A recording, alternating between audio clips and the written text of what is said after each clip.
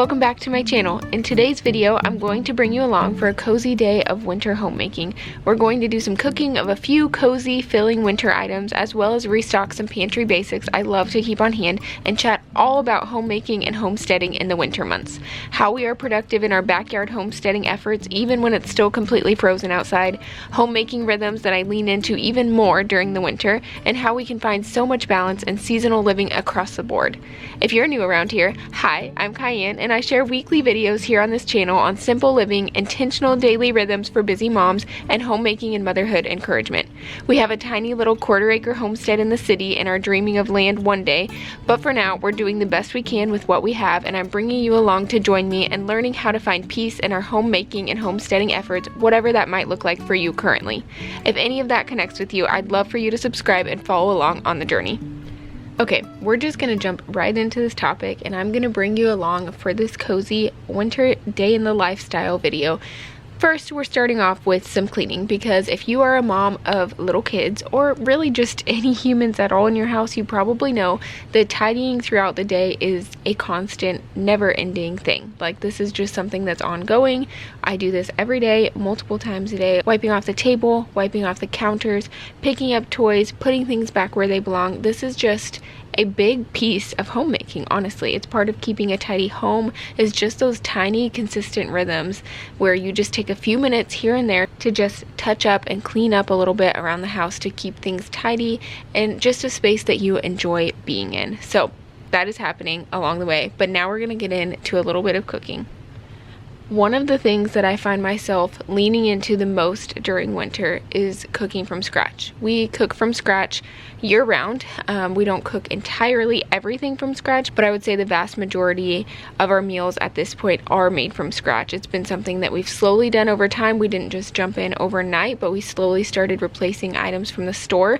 We still shop from the grocery store. There are still a lot of things that we get from there, but we tend to get mostly raw whole ingredients from the grocery store instead of buying processed foods at this point. And like I said, there's grace in the journey. This did not happen overnight, but it's something that is really important to us, that we nourish our family really well with whole raw ingredients that aren't full of a lot of the things that processed foods can just naturally come with. I think as we've gotten into this lifestyle of homesteading, and as I've learned more and more, it's just kind of been a process over the last, honestly, let's see, since 2017 or 2018. So what is that, like 6 or 7 years ago now, is really the amount of time that I've been kind of going down the rabbit hole of lots of different things in the natural living realm.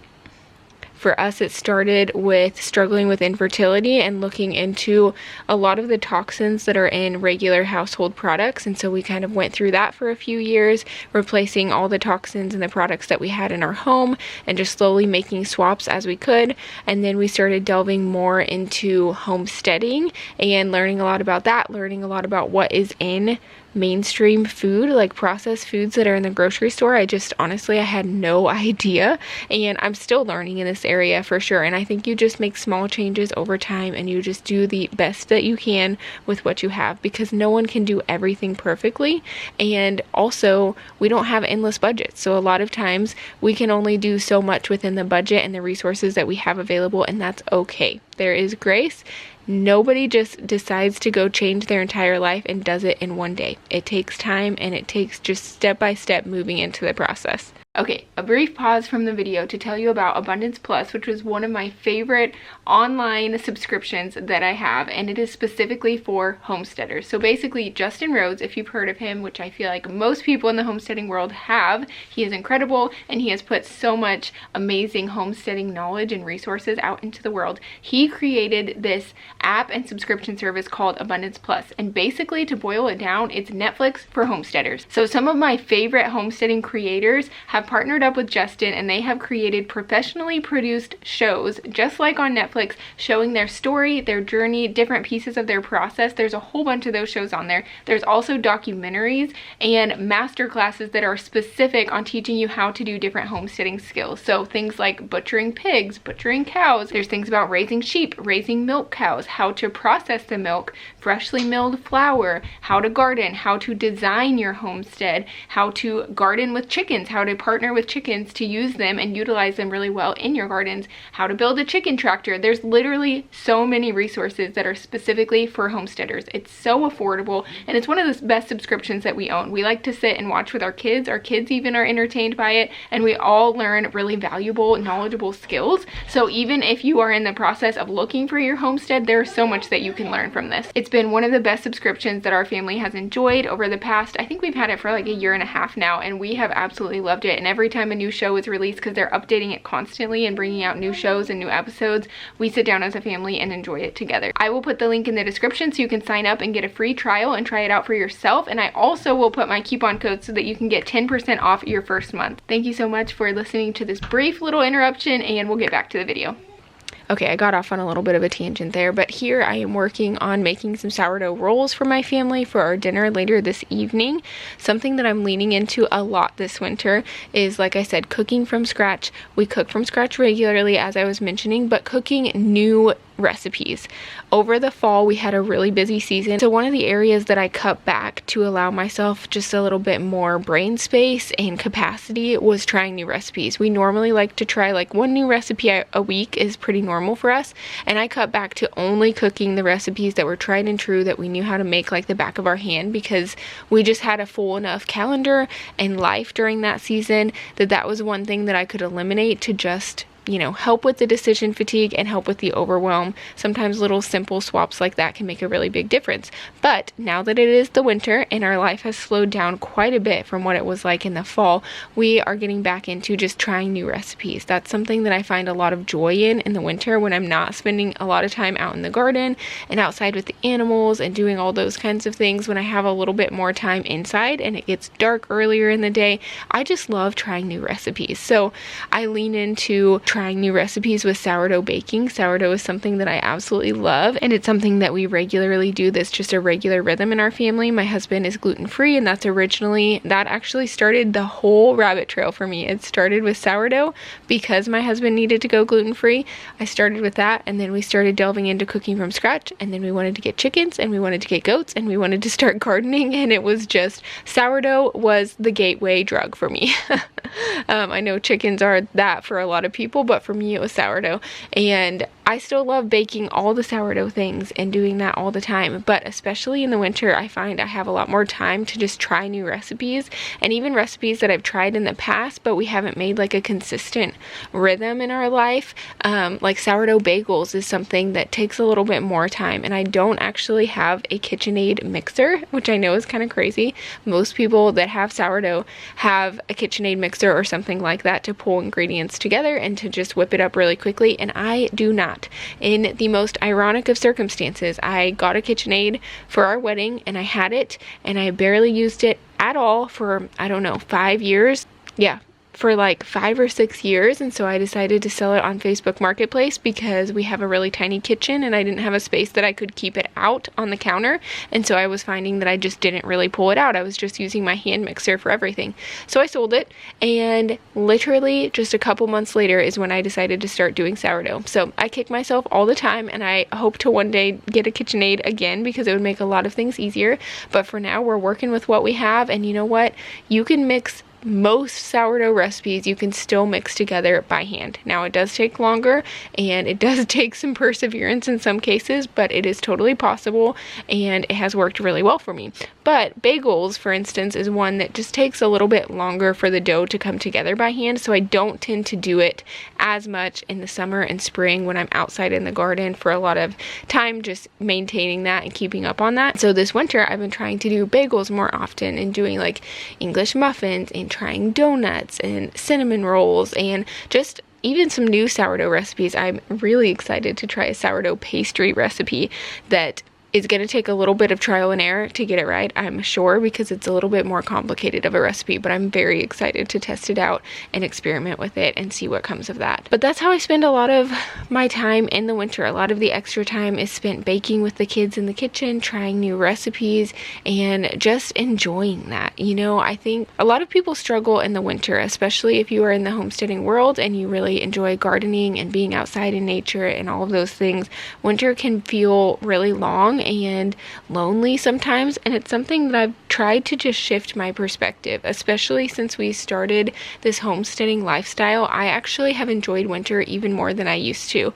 I do miss the garden, and I do miss aspects of homesteading that we aren't able to do in the winter because everything's dead and there's just not a lot going on.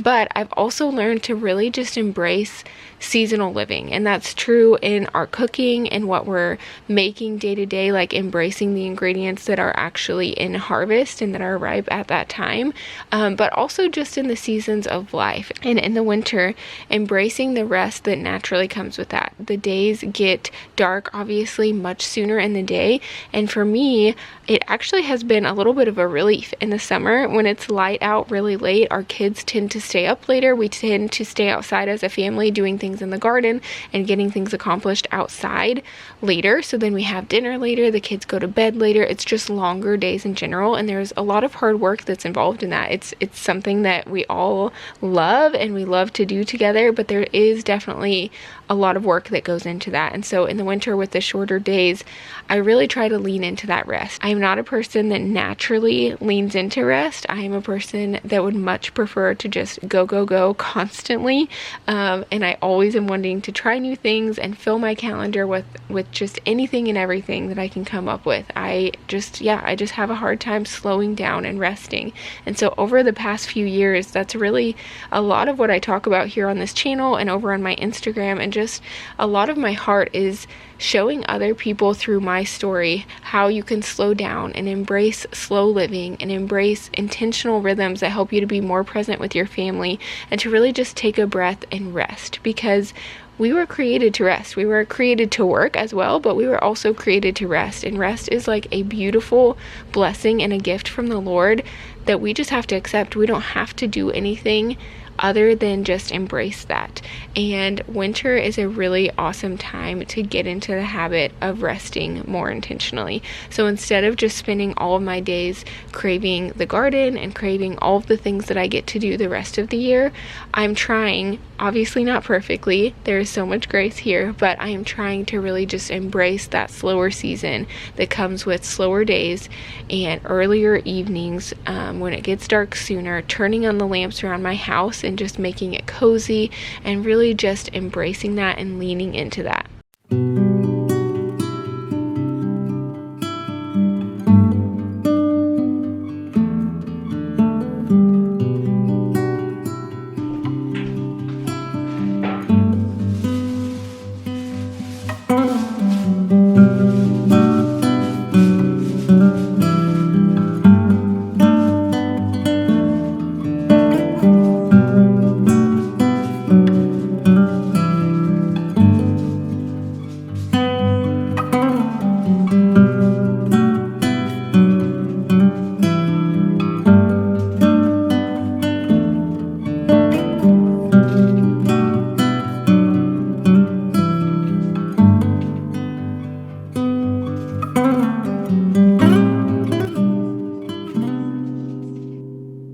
There's a time and season for everything, as it says in Ecclesiastes, and I found that just all of the seasons were created for a purpose, and I really believe that winter is one that is just created to help us to rest and refill our cups and just get recharged for the busy seasons that are to come in the rest of the year. And so we have a lot of intentional time as a family, just playing games together and just spending time together in the evenings that otherwise might be spent out doing actual work outside. We spend a lot more time relaxing, cooking together in the kitchen, and just enjoying conversation. We do have toddlers and a baby, so obviously it's not just completely slow all the time. The children still need you in the winter. You can't just like rest completely all day every day, but I'm just saying it's just a culture that we're trying to embrace of seasonal living in general, and trying to teach our kids that with each season there is beauty in every season and embracing that as it comes. as far as homesteading specifically, because I really wanted to talk a little bit about how we are productive in just our backyard homesteading efforts, even when it's still completely frozen and cold outside and spring feels so far away. I think that this is actually a really ideal season for both homemaking and homesteading, because yes, you may not be able to grow things like you can in the spring and the summer, at least if you're in a zone similar to mine where we do have cold winters and we do have, you know, frozen ground and all of that kind of thing. But there's a lot of really valuable effort that can be made in the homesteading realm in the winter. And for us, that comes a lot into education and planning, because so many of our homesteading efforts can be found in greater abundance when we intentionally plan ahead. So like sitting down to actually outline your goals for the year in your homesteading efforts, whatever that looks like, whether that's small or large, outlining a few things that you want to focus on this year, and then taking time to plan out some of those things, especially in the garden.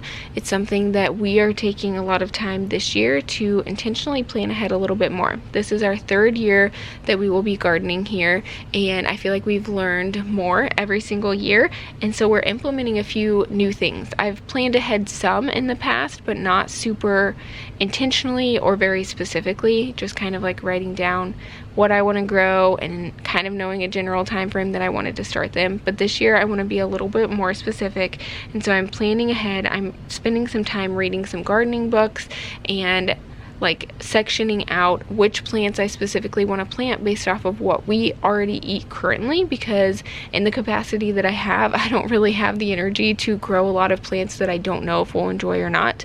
In future seasons, I'm sure that I will do that, but I want to grow things that I know that we will eat and enjoy a lot as a family, instead of just growing like frivolous things that are just fun to try. I guess I'm just not in that mode this year. And so there are a few things that I would like to try to grow a year's worth supply of, and so I'm planning ahead to kind of figure out succession planting and how I want to do that. We're also expanding our garden this year, so the area where the goats were, we're going to expand that. Since we have some free room now available in our yard, we're going to expand that and put some new garden beds in. And so I'm kind of figuring out whether I want to fill that with only vegetables or if I want to do some flowers. I really enjoyed the flowers last year. I know obviously you can't eat flowers, but it sure brings a lot of just joy and beauty to put together these little bouquets. I had so much fun putting those together regularly for inside our home, but also blessing other people, friends and family, and just taking them over. I know it's such a simple thing, but it felt like just a really fun and fulfilling little project for me to make these little bouquets and drop off to friends and family just for fun.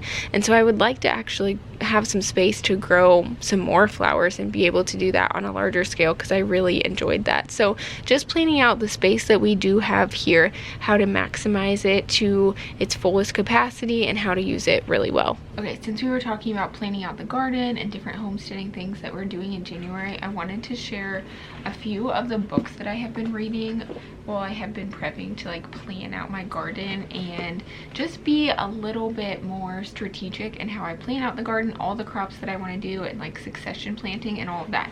So the first one that I have here is The Family Garden Plan by Melissa K. Norris, and this one I actually read a couple years ago and I really loved it, and so I checked it out again from the library. It's one, honestly, I think I'm gonna need to go on Amazon and just buy it so that I have it here to reference, because there are so many charts in here. If you are at all interested in like growing enough food for your family for a year, this is like the book for you. And we are not at that point yet. I'm trying to just go in really strategically so that I don't like overwhelm us, and even though this will be our third year gardening, we're still not to the point where I'm trying to set goals to grow all of our food for the year. There's a few things though this year that I would like to grow enough of for the year, tomatoes and tomato products being one of them.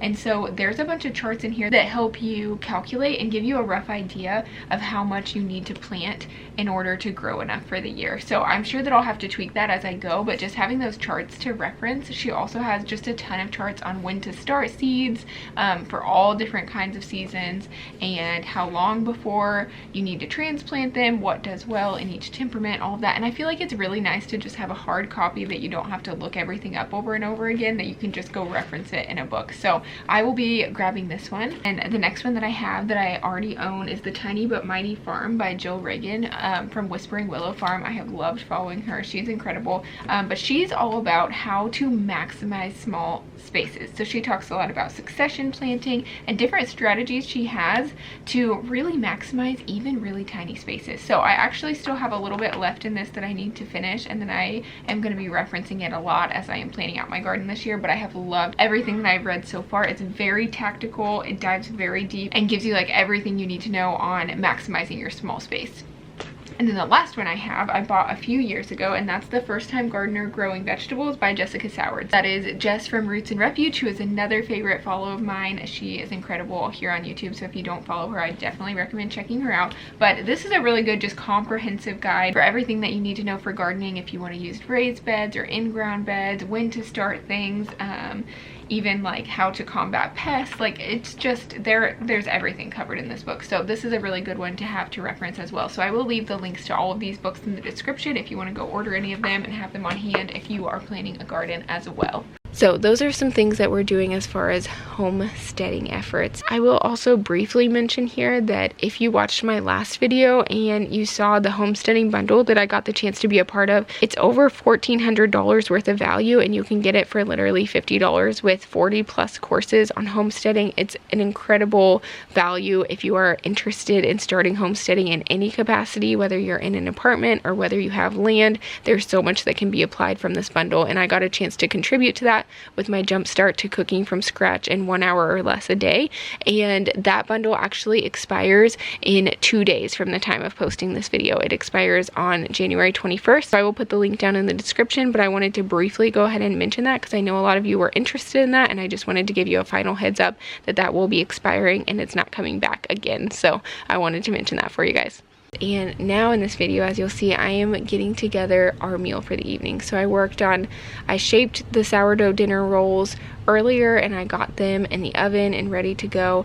And now I'm working on making a cozy ham and potato soup. I got a ham on a good price from the store earlier this week for a meal, and so we used that. Actually, Matt and I got to have a date night, which was wonderful.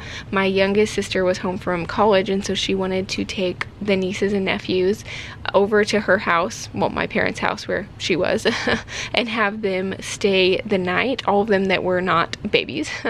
So have the toddlers spend the night and spend a day of fun with her. And so she set up this really cute like teepee setup. I'll insert a picture here because it was just the cutest thing ever. But she made these little like glamping style like tents for Camden and Knox to sleep in. She had this whole little gift basket for them with different things, and then she planned out all of these super fun activities for them to do with different Christmas activities. Even though it was after Christmas, it was planned intentionally to be after Christmas, but to be a Christmas theme, because she wanted to simplify our life a little bit, since she knew both my sister and I that have kids are very busy during the Christmas season. She wanted to do it afterwards to just make that a little bit easier for everyone's schedules, but it was still Christmas themed. And so yeah, she just had all these fun crafts, and she had like a fun movie, and just all of the intentional like connection things, which just was so sweet to witness. Having family, we have amazing family that just really loves our kids and loves them so well, and so seeing people just have that relationship with your kids and really wanting to serve them and just make special memories with them on both sides of our family, like doing things like pumpkin painting with them and gingerbread houses and decorating cookies, all of those things, as a parent, that just really blesses my heart a lot to see that. So anyways, we did that one night earlier this week. We had our ham, and I made this yummy carrot dish and some cheddar bay biscuits, like a mock recipe that you can find, like the Red Lobster biscuits, and it was delicious. So Matt and I had a little date night eating that at home, and then we had a lot of ham left over. So I looked up a few recipes, and I found this ham and potato soup that seemed really easy to pull together, and it has been so cold around here, like literally getting down into like below the -20s for the wind chill, and it has just been freezing. I'm sure lots of you have experienced that, especially if you're in the Midwest area. It's just been rolling through. And so this was one of those nights where it was just absolutely freezing, and I was like, we need to have some soup.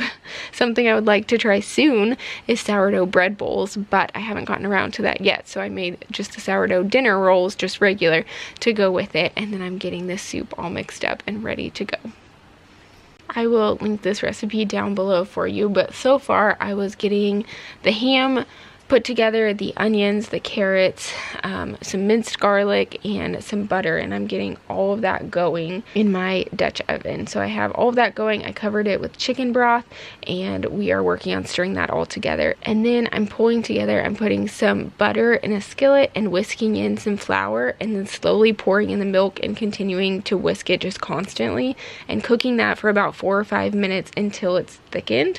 So I'm working on getting that really nice and thick so that I can mix that into the soup, and that will help make this a really thick, creamy soup. So once that is finished, I'm going to go ahead and pour that into my Dutch oven and get everything stirred together and just combined really well, and then it's going to cook for a few more minutes just to get everything really well combined and ready to go. This recipe was really easy to pull together. I feel like the longest part was just chopping up all the vegetables. I have to work on my knife skills in general. That is one area that I would love to improve on this year. I feel like I am very slow when I am chopping things up, and it's just something I feel like I'm growing in it slowly, but it's just taking time, and I just don't feel super confident in my knife skills. I mean, not that I don't know how to cut at all, but just as far as like when you see people on TV shows or whatever just cutting away like faster than you can even blink, I'm definitely not at that level yet. So hopefully one day, but that was definitely the longest part of this recipe, was just getting everything chopped up and ready. So if you prepped that ahead of time, it would be fairly quick to pull it all together. Now I'm putting some butter on top of the rolls. I love to just coat them in butter as soon as they come out of the oven. I just feel like it makes them even softer and more delicious, so I always make sure to do that really quick as soon as they come out, and then everything is ready to go so that we can plate up our meal and just have a lovely little evening together. Hey darling, can I tell you what's been on my mind? Sick and tired of the 9 to 5 in the city life. Darling, we could get out of town, see the beautiful world around, wanna see it now. Pack our bags and get in that car, leave a little note and we'll drive real far. Let's get out, we can leave this city, let's drive to the open. Yeah, the countryside is so pretty, with the wind blowing in your hair. We can look back someday, baby, don't you understand that we only get one life? I wanna make it count, honey, come on now and take my hand. Hey darling, I love it when it's me and on the road with a couple of tunes in a car for two. So thank you so much for watching this video. If you are new around here and you enjoyed this video, I would love for you to subscribe and follow along and say hi in the comments. I love getting to know you guys and hearing from you. It makes my week. I would love to hear from you. I hope you found some encouragement or inspiration in this video, and I can't wait to see you guys in the next one. Bye friends!